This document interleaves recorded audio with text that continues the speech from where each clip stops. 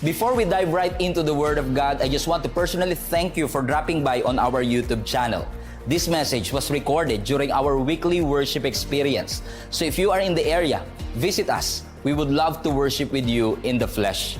I pray in Jesus' name that this message will become a fuel in the fire. So get your hearts ready. Ipinapanalangin ko sa Panginoon that God will divide this message into 1,000 different ways so that it will benefit your soul. Enjoy. Matthew 27, verse 62 to 66. The next day on the Sabbath, the leading priests and Pharisees went to see Pilate. They told him, "Sir," we remember what that deceiver, referring to Jesus, once said while he was still alive. Sabi niya, "After 3 days, I will rise from the dead." So, we request that you seal the tomb until the 3rd day. This will prevent his disciples from coming and stealing his body and then telling everyone that he was raised from the dead. Because if that happens, we'll be worse off than we were at first. Pilate replied, "Well, take guards and secure it the best you can." So they sealed the tomb and posted guards to protect it. Next chapter, verse 1. After the Sabbath, at dawn on the first day of the week, Mary Magdalene and the other Mary went to look at the tomb. There was a violent earthquake, for an angel of the Lord came down from heaven and going to the tomb, rolled back the stone and sat on it. His appearance was like lightning and his clothes were white as snow. The guards were afraid of him, that they shook and became like dead men. The angel said to the woman, "Don't be afraid, for I know that you are looking for Jesus who was crucified. He is not here. He has risen, just as he said. Come and see the place where he lay. Then go quickly and tell his disciples, he has risen from the dead and is going ahead of you into Galilee. There you will see Jesus. Now I have told you." So the woman hurried away from the tomb, afraid yet filled with joy, ran to tell his disciples. Bear this in mind. Suddenly, Jesus met them. "Greetings," he said. They came to him, clasped his feet and worshiped him. Then Jesus said to them, "Don't be afraid. Go and tell my brothers to go to Galilee. There you will see me." While the women were on their way, some of the guards went into the city and reported to the chief priest everything that had happened. But when the chief priest had met with the elders, they devised a plan. Binayaran nila ang mga soldiers ng malaking pera at sinabi nila, "Ganito ang sasabihin nyo. His disciples came during the night and stole him away while we were asleep. If this report gets to the governor, we will satisfy him and keep you out of trouble." So the soldiers took the money and did as they were instructed. And this story had been widely circulated among the Jews to this very day. I call this message the Resurrection Confirmation. The Resurrection Confirmation. Everybody shout confirmation. Because I believe that today is the day of confirmation. Amen. We love the Lord. Jesus is alive. Naniniwala ko ang ating Panginoon Jesus, ang Diyos na sinasamba natin, is more than just an appointment on our calendar. He is our God. Nagpakilala siya sa Luke 15 that He is our Father. And through this Passion Week, nagpakilala ang ating Panginoon bilang ating Diyos at tagapagligtas. Just come to think of it. Jesus came, Jesus died, and Jesus rose again from the grave. I call it the greatest news of all time. Di ko alam kung ano po yung pinakamagandang balitang na-receive ninyo in the past few months. But I believe that the greatest news of all time is that Jesus is alive. And come to think of it, the greatest news of all time came from the graveyard. Galing sa sementeryo. Galing sa kamatayan. And it takes a lot of faith. And it takes a lot of courage to believe that Jesus rose again from the grave. Ang hirap kasi maniwala, di ba minsan? Imagine mo, hindi naman natin nakita si Jesus Christ na bumangon mula sa pagkamatay, pero naniniwala tayong buhay ang ating Panginoong Yesus. Na in fact, kahit yung mga hindi naman born-again Christians, somehow, at the back of their head, naniniwala naman silang buhay ang Panginoon. Kasi kung hindi naman buhay si Lord, ba't mananalangin ka pa? Maririnig ka ba niya? makikita. So at some point in our life, naniniwala naman tayo kahit konti lang. Hindi lang siguro natin alam ang depth ng theology nito. Pero lahat tayo naniniwala na si Jesus ay buhay. Naalala ko yung isang lalaki, namasyal siya papuntang Israel, sinama niya yung kanyang mother-in-law. So nag-tour sila sa Israel, sa kasamaang palad, yung kanyang mother-in-law ay binawian ng buhay doon mismo sa Israel. So meron siyang dilemma sapagkat nandun lang sila sana para mamasyal pero binawian ng buhay yung kanyang mother-in-law. So nung pumunta siya ngayon sa Purinarya, sinabi sa kanya ng Purinarya na, "Nako sir, pag iuuwi niyo po yung bangkay ng mother-in-law ninyo, gagastos kayo ng 250,000. Pero kung dito niyo siya ililibing, 7,000 lang malilibing natin siya." So ano sir, anong gusto niyo? Ay nako, siguro uuwi ko na lang siya sa Pilipinas. Oh, sure ba kayo sir? Pag inuwi niyo siya, 250,000, pero pag dito niyo nilibing, ay okay lang. Kasi naalala ko, 2,000 years ago, merong namatay dito, tapos after 3 days, muli siyang nabuhay. Kinakabahan ako, baka pag dito ko nilibing yung mother-in-law ko, mabuhay uli siya. So nakikita niyo mga kapatid that even though, funny story, hindi naman totoo yung story, pero nakikita niyo mga kapatid na even those jokes that we are voicing out is somehow related to the resurrection of Jesus Christ. So at some point, may mga tao naman talagang naniniwala sa muling pagkabuhay ng ating Panginoong Yesus. Pero bago dumating yung pagkabuhay, we have to understand na dumaan ang ating Panginoong Yesus sa physical death. Which in fact, naniniwala po ako that the mother of all fear is death. Ang lahat ng takot natin, nag-uugat lahat yan sa kamatayan. That we are all afraid to die. Whether you admit it or not. Kaya nga pag may ahas, umiiwas ka kasi takot ka mamatay. Kasi kung hindi ka takot mamatay, okay lang.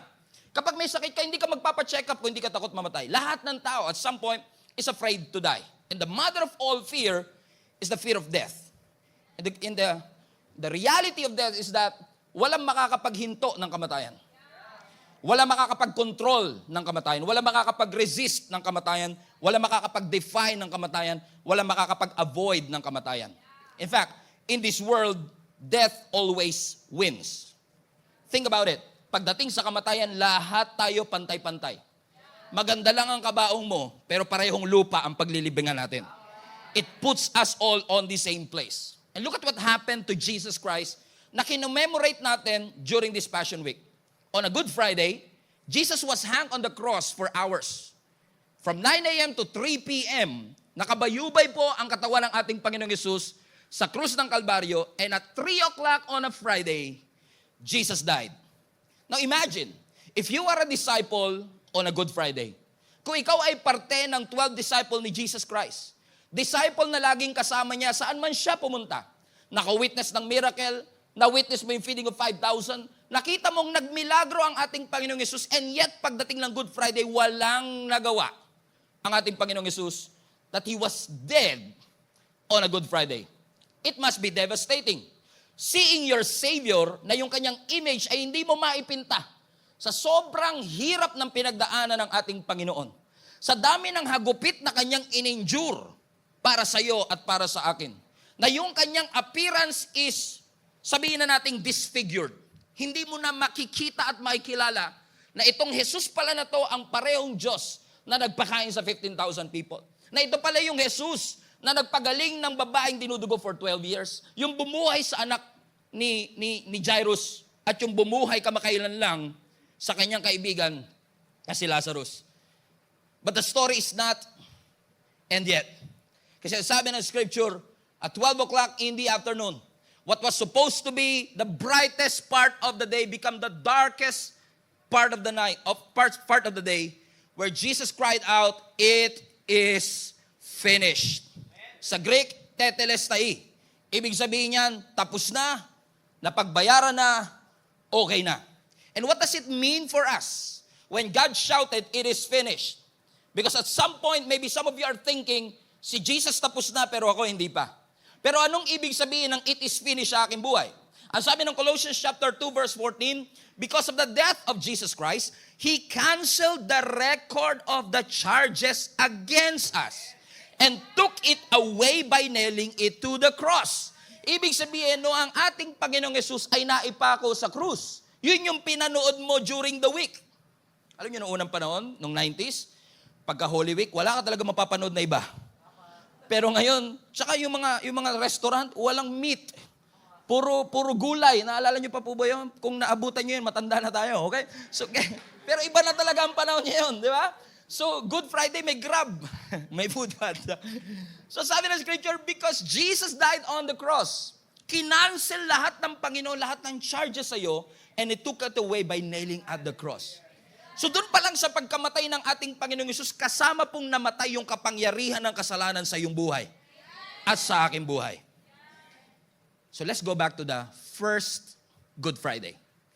3 o'clock in the afternoon, Jesus was dead. You know what? When we are watching that, usually, there's no sense of urgency sa mga movie. Pero actually, in history, si Joseph of Arimathea, kasama yung mga disciples that with it, because, 5,000, at least 5,000 people na napagpala ni Jesus. But only 5 people were there when Jesus was crucified. Kasi hindi lahat ng mga tao sa buhay mo kasama mo pa rin sa hirap at sa difficulty. You just imagine, more than 5,000 people were blessed by the life of Jesus Christ, and when He was crucified, only 5 people were there, including John. And when Jesus died at 3 o'clock in the afternoon, alam niyo bang nagmamadali ang mga disciples because kung hindi niyo na alam mga kapatid, ang next day after Good Friday is Saturday, which is a Sabbath. In Sabbath, you don't work. At ang araw ng mga Jewish people, hindi katulad natin nagsisimula ng 12 midnight. Ang araw ng Jewish people nagsisimula ng 6 p.m. So we are 3 hours away from a new day. And when 6 o'clock hits, bawal na silang kumilos. And kung hindi nila maibababa si Jesus Christ sa cross from 3 o'clock to 6 p.m., hindi nila malalagay sa libingan, susunugin siya ng mga Romans. Yung kanyang bangkay susunugin. So si Joseph of Arimathea, because of his concern, now si Joseph of Arimathea was actually a Pharisee. Pharisee na kumilala kay Jesus, kasama ni Nicodemo. So itong si Joseph of Arimathea, the clock is ticking, Sabbath was about to begin on sundown, so they have to took Jesus off the cross and bring Him to the grave. Again, otherwise, ang mga Romans susunugin ng kanyang body. So wala silang pwedeng sayanging oras. They have to anoint the body of Jesus Christ. They have to conduct this burial ceremony to delay the decay. Comprende so far? So si Joseph of Arimathea, isa sa mga Pharisees, na follower ni Jesus Christ, lumapit siya ngayon kay Pontius Pilate. Sabi niya, pwede ko po bang kuhanin yung katawan ni Jesus Christ para magkaroon siya ng proper na libing? So si Pontius Pilate, pumayag naman siya. So sa account ni John, si Joseph of Arimathea kasama si Nicodemus, kung kilala niyo si Nicodemus, John 3, doon niya binanggit yung John 3:16, for God so loved the world. Isa rin itong Pharisee na naniwala kay Jesus Christ. So si Joseph of Arimathea, kasama itong si Nicodemus, pinagtulungan nila ngayong ibaba si Jesus sa krus at inilibing. Pero dahil madalian, hindi nila natapos yung kanyang burial ceremony. Hindi naging tama yung kanilang anointing, hindi naging tama yung kanilang, sabihin na natin, seremonya ng paglilibing. So 6 o'clock hits, Sabbath day. And then after that, Saturday. Black Saturday. Saturday was completely silent. Pero ang mga Pharisees, ayaw tumahimik. Saturday, lumapit sila kay Pontius Pilate. Verse 63. Ang sabi nila, Sir, naalala po namin yung Jesus na yan. Nagsabi po siya na kapag namatay daw siya, after 3 days, babangon daw uli siya. Sir, baka pwede natin gawin ganito. I-rephrase ko na lang Nabasa naman na natin kanina. Sir, baka pwede natin gawin ganito, no? Iselyuhan nyo yung tomb, babantayan ninyo, kasi baka mamaya yung mga disciples, pumunta dun sa libingan, kuwanin yung bangkay ni Jesus, tapos palabasin na muli siyang nabuhay. So, anong ginawa ni Pontius Pilate? Ang ginawa ni Pontius Pilate, okay, ganito gawin natin. Harangan nyo ng malaking bato, lagyan nyo ng governor's seal, lagyan nyo ng Roman soldier. Did you get it? Ano yung ginawa? Ano yung preemptive measure ni Pontius Pilate? Lagyan ng malaking bato, harangan ng malaking bato, lagyan ng governor's seal. Pag nilagyan mo ng governor's seal, bawal nang galawin. So, lagyan ng governor's seal, pabantayan ng at least 10 Roman soldiers. Let me repeat. Lagyan ng malaking bato, lagyan ng governor's seal, lagyan ng Roman soldier na 10. Kung may planong tumakas si Jesus, there's no way.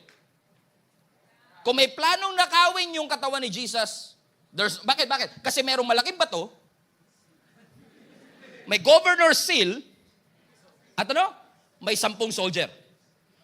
Let me repeat. May malaking bato, may governor seal, at merong 10 soldiers na binantay.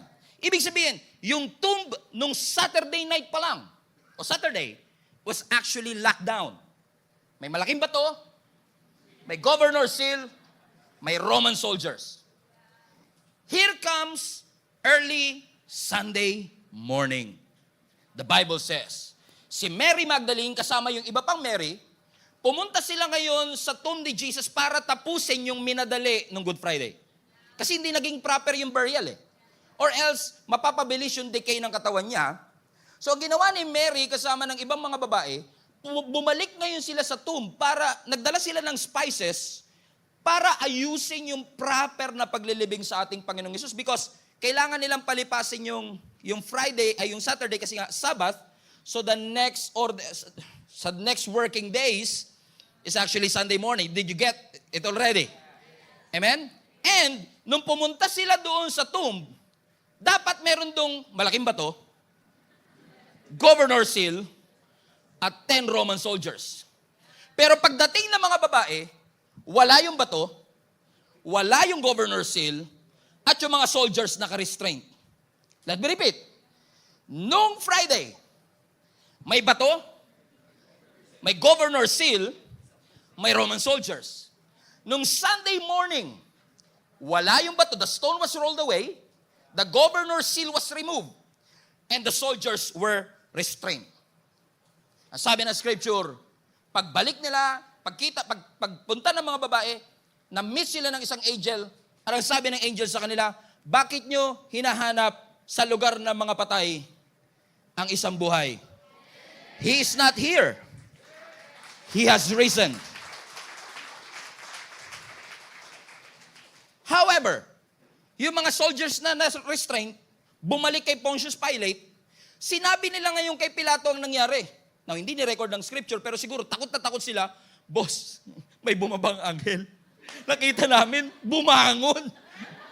Pero ang sabi ni Pontius Pilate, ang sabi ng mga Pharisees, teka, huwag niyo sasabihin yan. Huwag niyong ipagkakalat yan. Ito gawin niyo.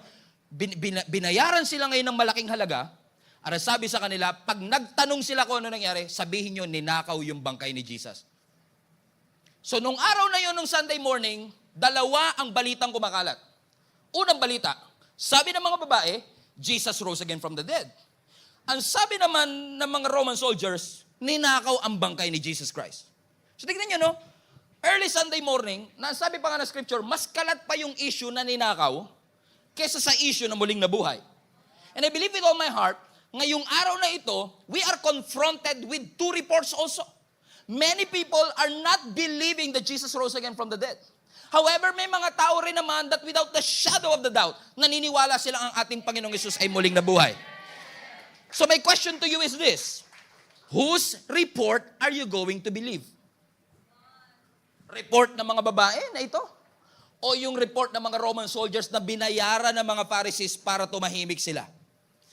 Now, why is it important, Pastor? Napakahalaga po ng isang Kristiyano na naniniwala sa pagkabuhay ni Jesus. No. Don't just say amen. Pag sinabi kong naniniwala, walang halong duda. Alam niyo kung bakit? Because to believe in the resurrection is to believe in God. Kung hindi ka naniniwala sa resurrection, para ka na lang hindi naniniwala sa Diyos. Because your faith, our faith is anchored to the very fact that Jesus rose again from the dead. Tagalugin ko para masibir. Lahat ng ginagawa natin every Sunday, walang silbi kung si Jesus hindi muling nabuhay. So, kung may makakapagpatunay na si Jesus ay hindi talaga muling nabuhay, lahat tayo mapapahiya. Ganong kaimportante na naniniwala tayo sa pagkamatay ng ating Panginoong Hesus at muling pagkabuhay, because the resurrection of Jesus Christ is the heart of the gospel. It is the core of our Christianity. It is the climax of His life and the work of Jesus Christ. And without the resurrection, kung hindi muling nabuhay ang ating Panginoong Hesus, lahat ng milagro at works ni Jesus Christ, it will not matter anymore. That's why sabi ni Apostle Paul sa 1 Corinthians chapter 15, and if Jesus has not been raised, your faith is futile. Kung ang ating Panginoong Hesus ay hindi muling nabuhay, walang saysay ang ating pananampalataya, at ang pinakamasamang balita, you will still be in your sins. Antindi ng statement ni Apostle Paul. Sinasabi ni Apostle Paul, kahit ikaw pa yung kasama sa pinagaling ni Jesus Christ, o kahit ikaw pa ay kasama doon sa feeding of 5,000, kumain ka ng 5 tinapay at 2 isda, kung ang ating Panginoong Yesus ay hindi bumangon sa pagkamatay, you're still in your sins. And your faith is futile. Let me paraphrase. Kung si Jesus Christ hindi bumangon sa pagkamatay, baliwala yung 10 taong binigay ko para sa pagpipreach ng gospel. Kung ang ating Panginoong Yesus ay hindi muling nabuhay, baliwala ang lahat ng ating pananampalataya. Kung ating Panginoong Yesus ay hindi muling nabuhay, sayang lahat ng pinamasahe mo sa loob ng 5 taon na umaating ka ng church na ito. So ang question is this, which report are you going to believe? Do you believe that Jesus rose again from the dead? Yes. Without the shadow of the doubt? Yes. Or do you believe in the report of the soldiers na alam naman nilang kasinungalingan? Pag talaga bayad ka, natututo ka magsinungaling. So before we continue, ikaw pastor, how sure are you that Jesus rose? Kasi wala tayo dun eh. How many among you believe, nung nabuhay si Jesus Christ, you're not there? You're not around. You don't see it. Di ba tayo minsan, pag nakita ko ng mata ko, maniniwala ako. Kaya minsan tayo, di ako naniniwala sa multo hanggat hindi ko nakikita. Pag nakita naman, nakapikit ka. Talaga hindi mo makikita. Because sa ating pananaw, I want to see it first before I believe. So ikaw, pastor, kung ikaw tatanungin, paano ka naniniwala based on the scripture na talaga si Jesus Christ ay muling nabuhay? I want to give you 3 arguments that I have na pinapaniwalaan kong ebidensya kung bakit ang ating Panginoong Yesus ay muling nabuhay. First, naniniwala ko ang ating Panginoong Yesus ay muling nabuhay because it was witnessed by so many people. Sa hukuman niya, kahit isang witness lang, minsan pinapanigan. And just imagine, nakalimutan ko yung lagay at least 500 people witness Jesus Christ nung siya ay nabuhay na maguli. Nung umangat ang ating Panginoong Yesus mula sa lupa, papunta uli siya sa langit, may 500 taong nakatingin sa kanya. Ibig sabihin, nakita nila mismo. After Jesus died, and He rose again from the dead, there are at least 500 witnesses. Yung babae na pumunta dun sa tomb, and Peter witnessed it too. Ang sabi ng John chapter 20, verse 6 to 7. Ang sabi ng scripture, then Simon Peter came following him, went into the tomb, and he saw the linen clothes lying there. Are you with me?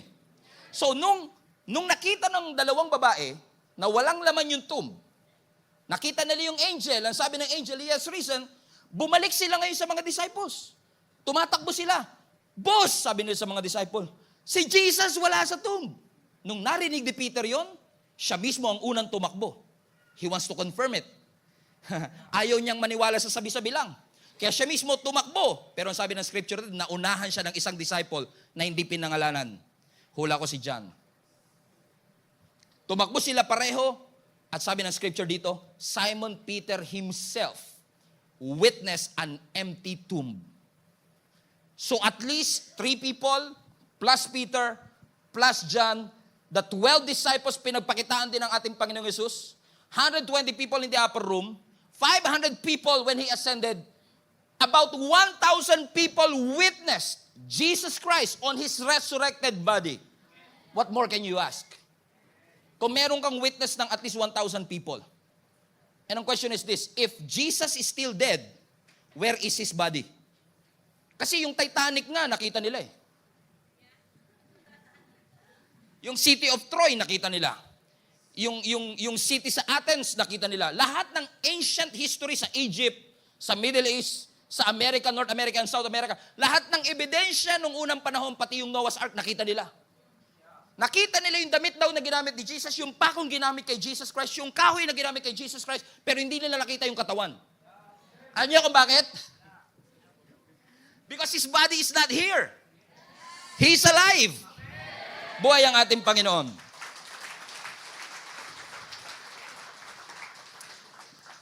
Exhibit B. Let the record show. Exhibit B. Ang sabi ng verse 7, pagdating ni Simon Peter doon sa tomb, verse 7, and the handkerchief that had been around his head, not lying with the linen clothes, but folded, highlight this part, folded together in a place by itself. So pagtingin ni, what's this? Kapit kayo. Pagdating ni Peter dun sa loob ng tomb, nakita niya yung damit ni Jesus Christ nakatupi dun sa empty tomb. Now, pagganahin nyo na lang inyong common sense. Kung nanakawin mo ba yung katawan ni Jesus, itutupi mo pa yung damit? Halimbawa, imagine niyo, nanakawin ko, nakawin natin katawan ni Jesus. Uy, teka, hindi pa nakatupi yung damit. Teka lang, tupi ko lang saglit. Come on now. But the fact that the clothes were folded together is a sign. Hindi nagmamadali yung umalis na yun. Amen? And for many years, I've been preaching the resurrection, and I usually skip this part until this week. God opened my eyes to the correlation of this in Deuteronomy, because I remember na once a year, ang mga high priest ay pumapasok sa Holy of Holies during the Yom Kippur, Day of Atonement. Kung saan papasok sila representing the entire nation, at kapag qualified ang high priest, qualified ang buong bansa. Pag hindi qualified ang high priest, hindi qualified ang buong bansa. So magdadala sila ngayon ng dugo ng sacrifice, ipapatak nila ngayon dun sa mercy seat, lalabas ang high priest. Usually doon natatapos ang story ako pag nagpipreach ako. Pero what happened pala, after niyang lumabas, hinuhubad niya yung kanyang damit at tinutupi niya. Nilalagay dun sa tabernacle. Leviticus chapter 16 verse 20. Watch this. When Aaron has finished making atonement for the most holy place, the tent of meeting and the altars, he shall bring forward the live goat. Verse 23. When Aaron goes back into the tabernacle, he must take off the linen garments he was wearing when he entered the most holy place, and he must leave the garments there. So iiwan ng high priest yung kanyang damit. And hindi aksidente na sinabi ni Apostle Paul that our great high priest now is Jesus Christ. So sa Old Testament, iniiwan nila yung garment. Alam niyo kung bakit iniiwan ng high priest yung garment? Pagkatapos niya, it is a message for everyone that the job is finished. So when Jesus left his garment, his handkerchief, na nilagay sa ulo niya, when he rose again from the dead, hindi sinama ni Jesus yung damit papunta ng langit. Iniwan niya yung kanyang damit para sabihin sa bawat isa sa atin, the job is finished. It is done. It is done. It is finished. Everybody say, it is finished. Exhibit C.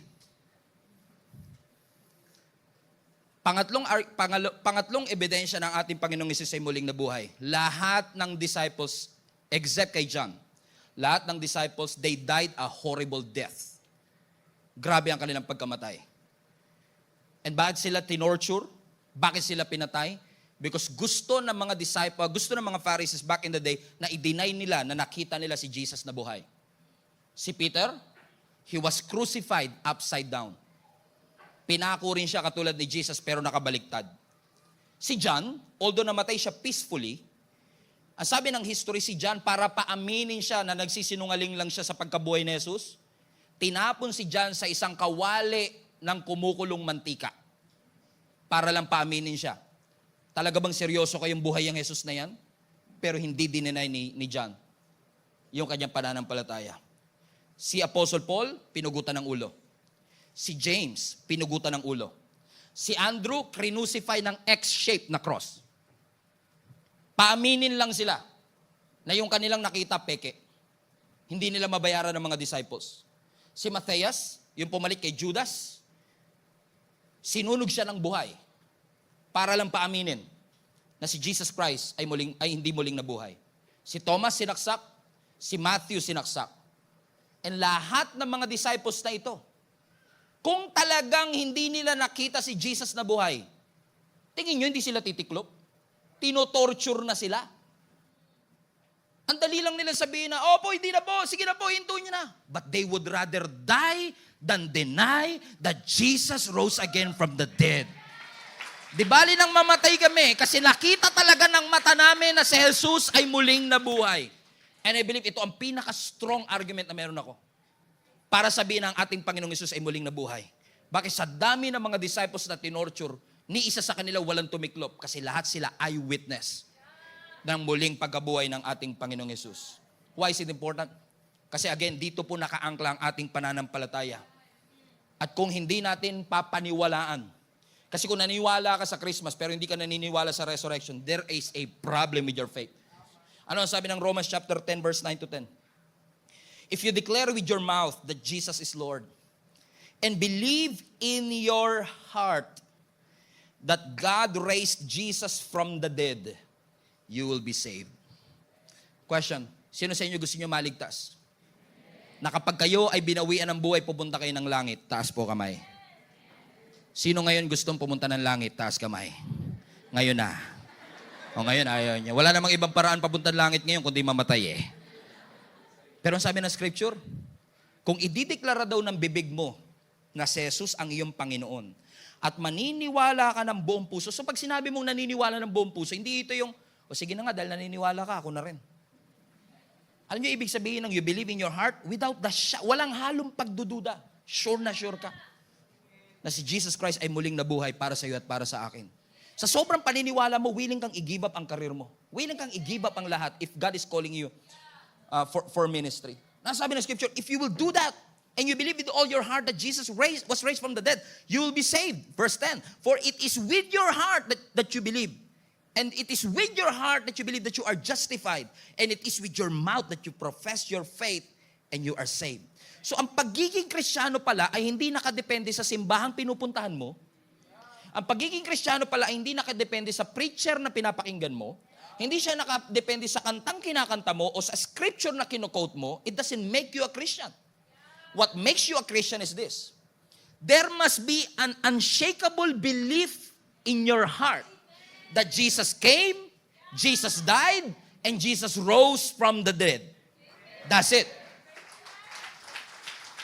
In fact, yung sinabi ni Apostle Paul this is the gospel. Jesus came, Jesus died, Jesus was buried, and Jesus rose again from the dead. Kailangan solid ang paniniwala mo. Na kahit anong sabihin ng mga nagtatanong, naniniwala ka. In fact, kahit hindi mo ma-explain, hindi mo ma-articulate, you just believe it in your heart. Pastor, hindi ba kapraningan yun? Hindi, faith tawag doon. Faith is the substance of the things that you hope for and the evidence of the things that you don't see. You don't see it, but you believe it anyway. Kaya tawag sa ating mga Christian, baliw. Kasi hindi natin nakikita, paniwalang-paniwala tayo. O sige, okay lang. Baliw tingin nyo sa akin. Pagdating natin sa langit, doon magkakaalaman. Kasi kung pananaw mo talaga, walang Diyos dito, okay po, ginagalang po namin ang inyo pong paniniwala po. Sige po, wala pong Diyos, ano? Kami po, maniniwala po kaming may Diyos po, ano? O pag namatay po tayo sabay-sabay po, no? Pagpunta mo sa langit po, nagulat ka, ay may Diyos po pala, no? Wala ka ng chance. At least kami, kung wala palang Diyos, ay, okay lang, hindi na rin nasayang. Nagkaroon naman akong kaibigan. Nag-enjoy naman ako sa buhay ko. Sinikap ko naman maging mabuting tao. Ang tindi ng risk na iyong isusugal kung maniniwala, kung ngayon sasabihin mo, walang Diyos, walang Diyos, walang Diyos, walang Diyos. Tignan mo yung katabi mo. Ano tingin mo? Di mo, ay Diyos o ano? Gawa ng Diyos o ano? Everybody say, Jesus is alive. So what are the confirmation of the resurrection of Jesus Christ? Good news. Listen to me. Good news. Number one, the resurrection of Jesus Christ is a confirmation of your forgiveness. Bakit ka sure na pinatawad ka na ng Diyos? Kasi si Jesus muling bumangon sa pagkamatay. And the fact that Jesus raised from the dead is a proof that your sins have been forgiven. Magiging confident ka ngayong humarap sa kaaway kay Satan, humarap sa kahit ano paman, dahil alam mong binayaran na ng Lord ang lahat ng penalty ng kasalanan na nagawa mo. Kahit itinuturing mo ang sarili mo na pinakamasamang tao, pero the moment na nilagay mo yung pananampalataya mo na si Jesus talaga bumaba, si Jesus talaga namatay para sa akin, at si Jesus talaga ay muling nabuhay mula sa pagkamatay, sabi ng scripture, nung nabuhay ang ating Panginoong Hesus sa lahat ng naniniwala sa Kanya, it guarantees and secure your forgiveness. Ano ang sabi ng Hebrews chapter 10 verse 11 to 12? Day after day, every priest stands and performs his religious duty. Again and again, he offers the same sacrifice which can never take away sins. But when this priest, Jesus Christ, had offered for all time one sacrifice for sins, he sat down at the right hand of God. In the Old Testament, ang mga priest hindi makaupo sa dami ng trabaho. Maya't maya may mga taong lumalapit para magbayad ng kanilang kasalanan gamit ang mga hayop na papatayin on their behalf. Ano sabi ng scripture, no? Day after day, they have to perform their religious duty again and again and again. Alam niyo kung bakit paulit-ulit? Kasi hindi nagwo-work. Kasi kung nagwo-work, hindi mo na uulitin. Kung nagwo-work, hindi mo na uulitin. Kung nagwo-work, hindi mo na uulitin. Kung nagwo-work, hindi mo na uulitin. Kung nagwo-work, hindi mo na uulitin. Hindi nyo pa rin guess? Kung nagwo-work, hindi nyo na uulitin. Kaya paulit-ulit sila because what they are doing is not working. And then Jesus came. Nasabi ng scripture, sila araw-araw, sila paulit-ulit. When this high priest came by the name of Jesus Christ, he died one time. And that one time paid for your sins for all time. Ibig sabihin, hindi mo na kailangan pumunta ng Pampanga at magpapako sa krus every Holy Week. Bakit? Kung bayad na, huwag mo nang bayaran. May suggestion ako sa inyo. Pag nabayaran mo na yung credit card mo, huwag mo nang bayaran. Kasi di ba, kung bayad na, tapos babayaran mo pa, for what? Amen? And I understand it, mga tao, Pastor, kasi gusto ko lang pong pasalamatan ng Panginoon sa lahat ng milagrong ginawa niya. Gusto ko lang po talaga mabawas-bawasan po ang aking kasalanan. Sabi ko nga lagi, gusto mo bawas lang? Si Lord nga tinanggal na lahat, tas gusto mo bawas lang? Come on na.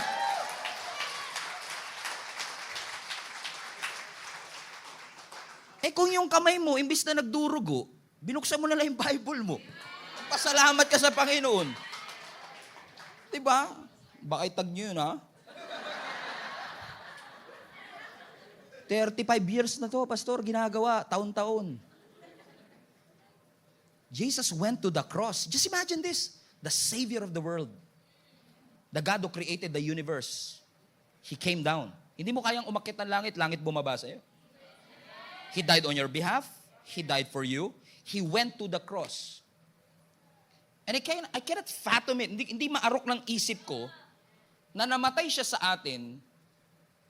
If you think about it, He has no sins to die for.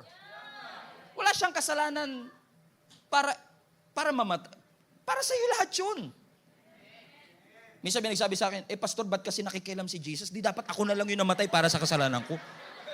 Total, may utang na loob pa ako kay Jesus Christ. Sabi ko sa kanya, listen, sa lahat na nagsasabi nun, number one, hindi ka qualified. Kasi ang qualified lang na mamatay for us, blameless. Kahit ikaw pa si Daniel P. Na nasa iyo na ang lahat. May kasalanan ka pa rin. Oo. Amen? With all respect, with all due respect kay brother. Amen? Because, amen? And then Jesus died, and Jesus rose again, and when Jesus rose again from the dead, yun ang katunayan, nung nabuhay na muli ang ating Panginoon Jesus. Yung pinanood nyo this week sa Passion of the Christ, nung bumangon si Jesus Christ, yung nakita natin kanina, nung bumangon si Jesus Christ, yun ang statement na nagsasabi sa iyo, anak, you are no more in your sins.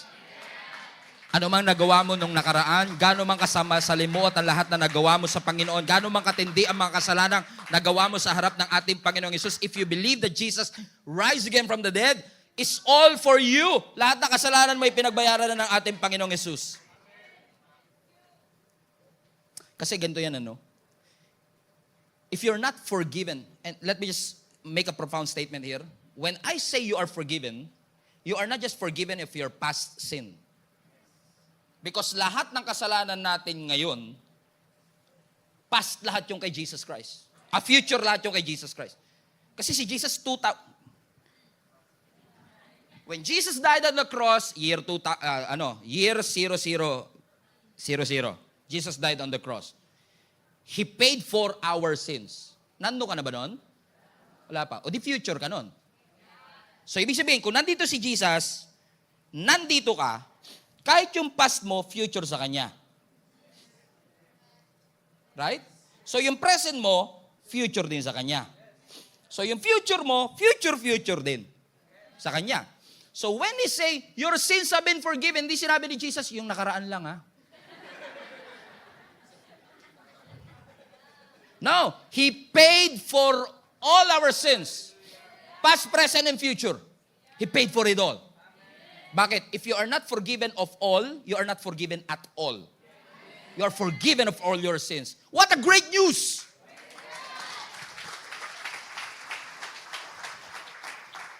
Hallelujah. Number 2, resurrection is a confirmation of His promise. Ang resurrection, hindi lang confirmation ng kayong kapatawaran. Number 2, resurrection is a confirmation of His promise. Ano ibig sabihin? Si Jesus lang po, yung bago mamatay, nagsabi siya, mamamatay ako pero after 3 days, babangon ako ulit. Oh, cool. Amen. Kasi karamihan ng mga relihiyon ngayon, yung pinapaniwalaan nila, nung namatay, hindi na muling nabuhay. Kaya unique ang Christianity. Kasi tayo lang yung naniniwala na yung Kristong namatay, muling nabuhay. Pero mas matindi si Jesus Christ. Kasi hindi pa siya namamatay, predict niya na. Mamamatay ako ha. Para nagpaalam pa, after 3 days, babangon ako muli. Tignan niyo, Brad. Sakto nga, 3 days. By the way, kung nagtataka kayo, Good Friday, Saturday, 2 days lang yung pastor. Iba ang Jewish calendar. Since ang Jewish day nagsisimula 6 o'clock in the afternoon. Kung namatay si Jesus on 3 p.m., that was a previous day pa. Okay? So counted as 1 day, then... Iba ang kalendaryo natin. So just for those who are asking, okay? So, after 3 days, He rose again from the dead. Tinupad ba ni Jesus Christ? Tinupad na ating Panginoong Jesus. So what does it mean for me?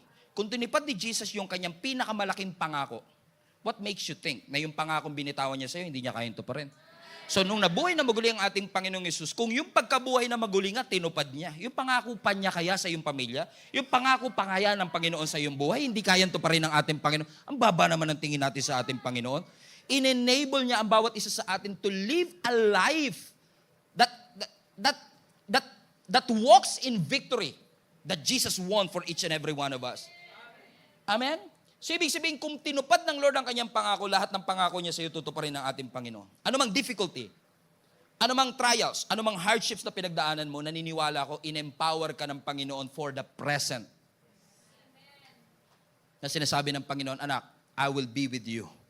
And whatever promise na binitawan ko sa iyo, lahat ng yun, tutuparin ng Panginoon. So, wag kang maniwala sa lahat ng naririnig mo. At lagi na lang, lalo si Satan, alam mo, napansin ko sa ating maraming mga Christians nowadays, pag nabuhay tayo, parang nabubuhay tayo na defeated. Always remind yourself, your Jesus won the victory. He won the mother of all our fears. Pinagtagumpayan ng Diyos yung mother of all fear, yung death. He won the victory over death. Comprende? And now, itong Jesus na to na nanalo over death, dahil sa kanyang pagkapanalo, tinanggalan niya ngayon ng kakayanan ang demonyo. Amen? Para sa ating buhay. In fact, sabi ng scripture, God defangs the enemy. Pag sinabing defangs, tinanggalan ng pangil. So, ibig sabihin, kung si Satan lalapit sa'yo, tayo naman mga Kristyano, takot. Lord, andyan na naman ang diablo, andyan na naman yung diablo. Pag nakarinig ka ng ganyan, may deception sa isip mo, may deception sa puso mo, you're not qualified, you're not enough, you don't have what it takes. Every time magsasalita si Satan sa'yo, paalala mo sa kanya yung pagkatalo niya 2,000 years ago. Remind him of his defeat. Remind him of his defeat. Remind him that Jesus purchased your freedom. Remind him that he is defeated, that darkness is defeated, and Jesus won it all. Paalala mo sa kanya yon. After all, kahit makagat ka ni Satan, dahil wala na siyang pangil, bagang na lang lalapat sa'yo. So kapag may pangil yan, pero kung bagang na lang, gano'n na lang yan. Wala siyang kapangyarihan sa'yo, Brad. Amen? Tayo naman takot na takot kaya. Takot na takot. Sino sa inyo yung takot na takot kayo sa palo nung napalo kayo? Hindi pala masakit. Parang ganun tayo minsan sa kaaway. Nung takot na takot tayo nung kinagat ka, wala pala. Oh, death, where is your sting? Sa Tagalog, asa ng kamandag ng kamatayan? Pinagtagumpayan na ng ating Panginoong Yesus yun. And because of the resurrection of our Lord Jesus Christ, it is a confirmation na kung yung pinakamalaking pangako niya, tinupad niya, He will fulfill His promises to you. And I will close with this. The resurrection of Jesus Christ is a confirmation of His return. Pangatlo at pinaka-importante, na nung bumangon ang ating Panginoong Yesus, kinonfirm niya lang na totoong babalik siyang muli. Kasi mahirap bumalik yung patay na. Pero dahil ang ating Panginoong Hesus ay muling nabuhay, it is a confirmation that Jesus was raised from the dead. And since Jesus was raised from the dead, yung kanyang ipinangako sa atin that He will come back very, very soon. He will fulfill. Now listen, resurrection is a confirmation that you are forgiven, which means, inayos na ng Lord ang iyong nakaraan. Ang pagiging Kristiyano, it will not erase your past, but it will give you a bright future. Okay? So with Jesus Christ, dahil si Jesus Christ ay buhay, lahat ng kasalanan mo sa nakaraan, pinatawad ng Diyos. Tatawag ka lang sa Kanya. Hingi ka lang ng tawad. Walang bayad. Come to Him, as messed up as you are, and He will forgive you. Pangalawang, resurrection ni Jesus Christ, hindi lang pinatawad ang nakaraan ko, kundi ginaranti niya yung aking kasalukuyan, natutuparin niya ang kanyang mga pangako. Pero more than that, the resurrection of Jesus Christ will give you the blessed future. So look at this. The past, your present, and your future are all been confirmed through the resurrection of our Lord Jesus Christ. Ibig sabihin, mga kapatid, bawat isa pala sa atin, kung hanggang ngayon buhay pa tayo, hindi na tayo nabubuhay para sa sarili natin. Ano sabi ng 1 Corinthians chapter 15? Namatay si Jesus para sa lahat, upang ang mga nabubuhay ngayon ay wag nang mabuhay para sa kanilang sarili. Question, buhay ba katabi mo? Okay, klaruhin ko lang. Kasi sabi ng scripture, namatay siya para sa lahat. O lahat ba tayo? Okay, upang yung nabubuhay ngayon, buhay ba kayo? Ay wag na raw mabuhay para sa sarili, kundi para kay Kristo na namatay at muling nabuhay para sa kanila. Ibig sabihin, yung buhay natin ngayon, para sa ating kinabukasan, hindi na para sa atin. So we live a life of purpose. Wherever you are, nasa anong kamang industry, production industry, merchandise industry, entertainment industry, wherever industry that you are in, lahat ng iyong gagawin dapat purposeful para kay Lord. Kasi kung walang purpose ang buhay mo, magsisettle ka sa pleasure. Let that sink in for a while. So we are not called para mamuhay sa pleasure, kundi mamuhay sa purpose. And when you give your life to Jesus Christ, anumang bagay na mali sa buhay mo, amen, there is a guarantee that your future will be secure. When you place your life in Jesus Christ. Because baka lang po hindi nyo alam, hindi po ako nagmamarunong, gusto ko lang po ipaalala, that when you die, you don't just cease to exist. No. Pag namatay tayo, hindi tayo hihinto hindi lang tayo mahihinto sa pag-i-exist sa mundo. Our spirit will continue. And yung magdedetermine sa destination after this life ay nakadepende sa gagawin natin today. So yung magiging decision natin today is to live purposeful and to give our lives to Jesus Christ. Sabi ng Lord, kung namatay ka man, hindi kayo mamamatay na parang nagluluksa, na parang walang kabuluhan, kundi excited kayo sapagkat alam ninyo na sa muling pagbabalik ng ating Panginoong Hesus, lahat ng namatay ay bubuhayin muli ng ating Panginoon. Kung paanong siya'y muling nabuhay, ganun na ganun ang gagawin ng ating Panginoong Hesus sa lahat ng mga kumilala sa Kanya. Kaya kung meron kang kamag-anak, kakilala, na nauna nang namatay sa atin, pero sila'y kumilala sa ating Panginoong Hesus, pagdating ng araw, lahat tayo magkakaroon ng grand reunion kasama ang ating Panginoon. 1 Corinthians 15, lahat tayo magkakaroon ng grand reunion na kasama ang ating Panginoong Hesus. Ibig sabihin, you don't just cease to exist. There is a life after this life. And I want to encourage you today to live a life that is purposeful. Kung pakiramdam mo man marumi ka, pakiramdam mo mahina ka, pakiramdam mo man limited ka, come to Jesus. As messed up as you are. And allow Him to cleanse your life. Hayaan mong linisin ka niya. You don't have to be perfect to come to Him. Huwag ka mahiya. Pastor, ang dumi-dumi ko eh. Meron ba sa inyo bago mag-shower, maglilinis muna? Kaya ka nga magsha-shower para malinis. So kung pakiramdam mo marumi ka, hindi mo kailangan linisin ang sarili mo bago ka pumunta sa shower. In fact, kahit marumi ka, pumasok ka, gumit na ka doon sa shower at yung shower maglilinis sa'yo. Allow Jesus to cleanse you. Allow Jesus to fill you with His love. Allow Jesus to come to you and hug you and remind you of the word that He has for you. Hayaan mo ipaalala ng Panginoon sa iyo that not even your worst sin can stop God from loving you. He loves you just the way you are. Hayaan mong mahalin ka ng Panginoon kung ano man ang iyong nakaraan, ano man ang iyong ginagawa sa kasalukuyan, and allow the love of Jesus Christ to change you through and through. So that He can change you from inside and out. Receive that. Without the shadow of the doubt, Pastor, I believe that Jesus died for me. And when Jesus resurrected from the grave, pinatawad niya aking kasalanan. It is a guarantee na tutuparin niya ang kanyang mga pangako. It is a guarantee na babalik siyang muli. Look at Peter. He was with Jesus for 3.5 years. And yet, sa last moment ng buhay, nung tinanong siya ng mga tambay, kasama mo ba yan si Jesus? Di. He denied Jesus Christ, not just once, 3 times. 3 times yan dinenay. He's been with Jesus. He saw the miracles of Jesus Christ. Nakita niya lahat ng milagro ng ating Panginoong Hesus, and yet, dun sa huling sandali, dinenay niya ang ating Panginoon. And yet, when Jesus rose again from the grave, nung na-meet siya ng mga babae, ang sabi niya sa ibang passage, sabihin niyo sa mga disciples at kay Peter that I was raised from the grave. Alam niyo kung bakit siningil out si Peter? Kasi meron pa silang unfinished business. Hindi nakahingi ng tawad si Peter kay Jesus sa ginawa niyang denial. Ano sabi ng scripture? Habang si Peter bumalik sa kanyang lumang buhay, inaya niya yung mga disciples, nangisda uli sila. That very same day, nagpakita ang Panginoon sa kanila. Buong araw sila nangingisda, wala silang huli. Sounds familiar. Ganun na ganun yung story bago sila tinawag ng Panginoon. They are catching fish all night, but they caught absolutely nothing.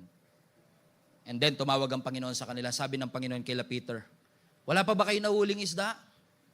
Siguro hindi nila nakilala noong una eh. Siguro yung tono pa nila, wala nga eh. Sabi ni Lord, itapon nyo yung lambat nyo sa kabilang side. Nung tinapon nila Peter, yung kanilang lambat sa kabilang side, nakahuli sila ng 153 fishes. Tsaka na-realize ni John, wait, si Lord yun ah. Nung narinig ni Peter yon na si Lord yun, dahil nga meron siya unfinished business, sabi ng scripture, hindi siya makapag-antay na bumalik yung bangka sa shore. Tumalo na siya pabalik. Nilangoy niya na papunta sa shore. Nakita niya si Jesus nag-iihaw ng isda. Totoo. Hinuhuli pa lang nila, iniihaw na ni Lord. And I love that conversation. Jesus and Peter, habang nasa gitna sila ng ihawan, sabi ni Jesus kay Peter, Peter, do you love me? Yes, Lord, I love you. Well, feed my sheep. After a while, Jesus asked a question again. Well, Peter, do you love me? Yeah, epekto ba ito ng pagkamatay? Yes, Lord, I love you. Then feed my lambs. For the 3rd time, Peter, do you really love me? Of course, Lord. With all my heart, I love you. 3 times niyang dininay si Jesus. 3 times din siyang ni-restore ng Panginoon.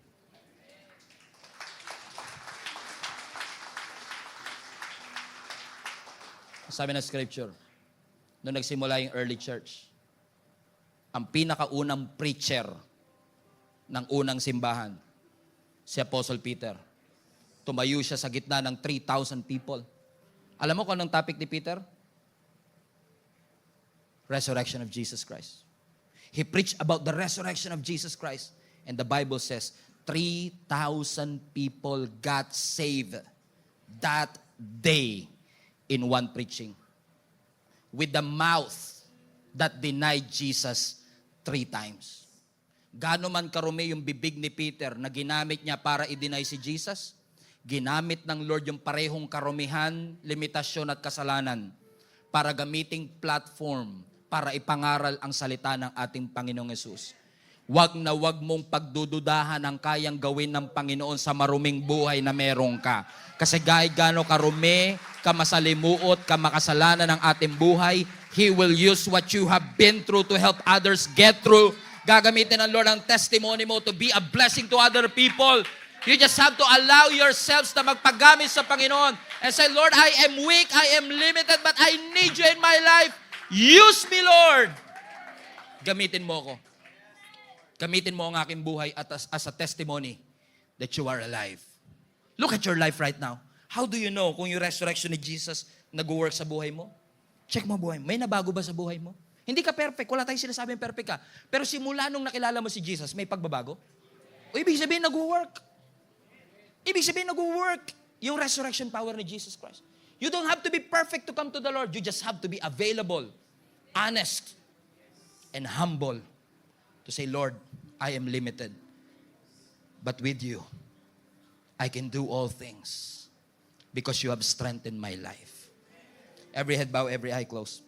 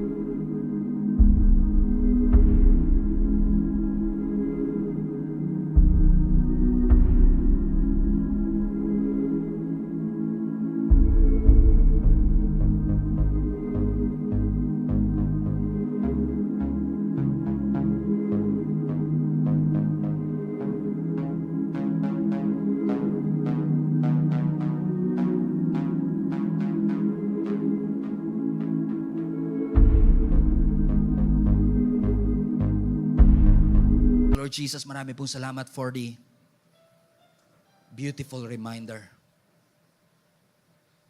that since Jesus was raised from the dead, we are alive with Him. Buhay po ang testimony.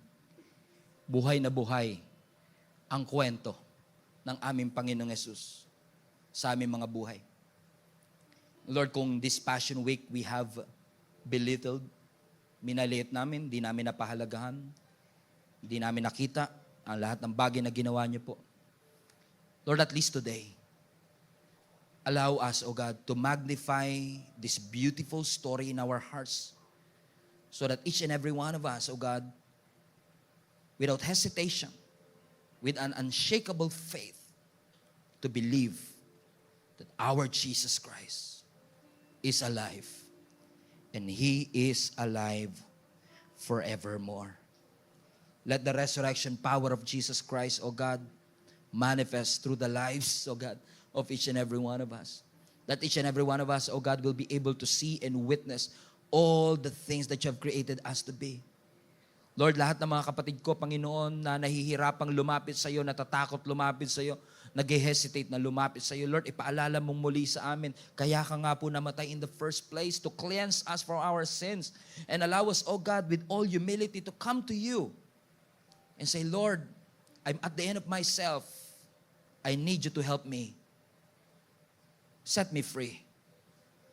Clean my heart. Change my life.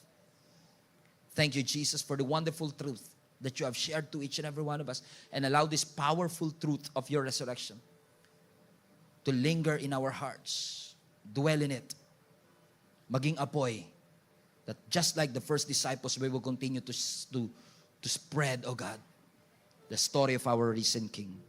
We honor you, Jesus, and we love you. In Jesus' name we pray.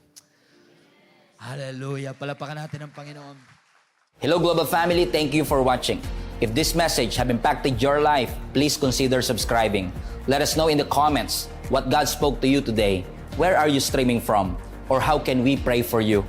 We pray in Jesus' name that we will continue to advance God's kingdom through the spreading of His Word through this online platform that we have.